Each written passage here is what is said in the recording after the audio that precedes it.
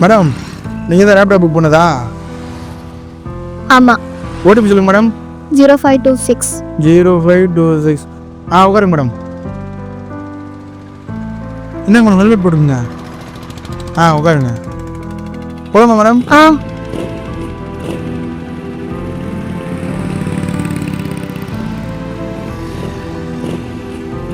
என்னாச்சுண்ணா?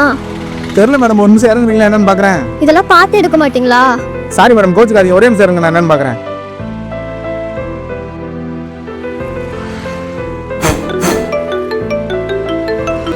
Hello, சொல்றீ.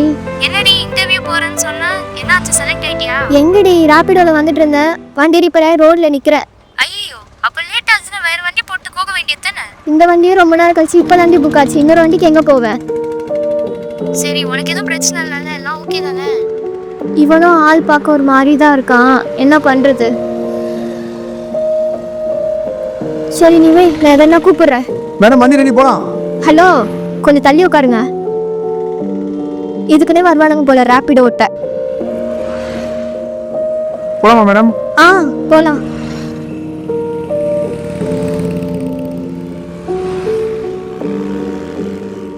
எவ்வளோ ஆச்சு? 168 ரூபா மேடம். ஐயோ அண்ணா, ஃபோன் ஆஃப் ஆயிடுச்சு. கையிலே சுத்தமாக கேஷ் இல்லை. அது பரவாயில்ல மேடம், நான் வரும்போது உங்களுக்கு கால் பண்ணல, அதான் என் ஜிபே நம்பரு. நீங்கள் ஃபோன் சார்ஜ் பண்ணதுக்கப்புறம் எனக்கு போட்டு விட்டுருங்க, நான் வரேன். அண்ணா. அட பரவாயில்ல மேடம், இருக்கட்டும் போங்க. ஏற்கனவே ஏதோ இன்டர்வியூ லேட் ஆயிடுச்சுன்னு உங்கள் ஃப்ரெண்ட்கிட்ட பேசிட்டு இருந்தீங்களே, நீங்கள் போங்க, நான் பார்த்துக்கிறேன். தேங்க்ஸ்ண்ணா. பரவாயில்ல மேடம், இருக்கட்டும்.